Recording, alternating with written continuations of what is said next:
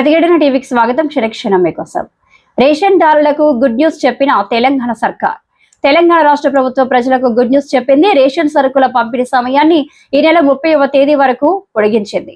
ఈ నెల 1వ తేదీ నుంచి తెలంగాణలో రేషన్ దుకాణాలలో ఉచితంగా బియ్యాన్ని పంపిణీ చేసే కార్యక్రమాన్ని ప్రారంభించిన సంగతి తెలిసిందే.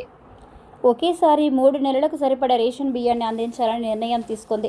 రానున్న 3 నెలల ప్రకృతి వైపరీత్యాలు వచ్చే అవకాశం ఉన్నందున 3 నెలల రేషన్ బియ్యాన్ని ఒకేసారి అందించాలని కేంద్ర ప్రభుత్వం జారీ చేసిన ఆదేశాలతో ఒక్కొక్క రేషన్ కార్డులో ఉన్న కుటుంబ సభ్యుడికి 18 కేజీల బియ్యాన్ని అందిస్తుంది.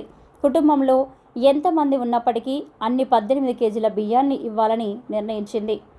3 నెలలకు ఒకేసారి రేషన్ బియ్యం ఇస్తుండడంతో రేషన్ దుకాణాల వద్ద రద్దీ పెరిగింది. ఉదయం నుంచి రాత్రి వరకు క్యూ లైన్లతో పడిగాపులు పడుతున్నారు. అనేక మంది జాగారం చేయాల్సి వస్తుంది.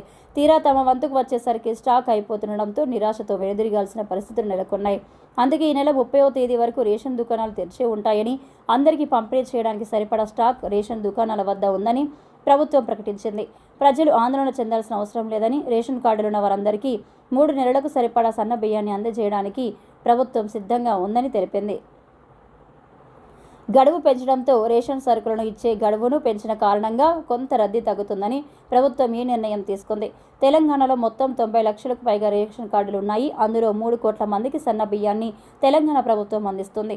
ప్రతి నెల రేషన్ దుకాణాలకు 2 లక్షల మెట్రిక్ టన్నుల బియ్యాన్ని సరఫరా చేస్తుంది. ఎక్కడా బియ్యం కొరత అంటూ లేకుండా చర్యలు తీసుకుంటున్నారు. కొత్త రేషన్ కార్డులు వస్తే మరో 30 లక్షల మంది లబ్ధిదారులు పెరిగే అవకాశం ఉంటున్నారు. ఈ సన్న బియ్యం పథకం కోసం కేంద్ర రాష్ట్ర ప్రభుత్వాలు మొత్తం 10,615 కోట్ల రూపాయలు ఖర్చు చేస్తున్నాయి. రద్దీని తగ్గించేందుకు అందరికీ రేషన్ బియ్యం అందేలా ప్రభుత్వం ఈ నిర్ణయం తీసుకుంది.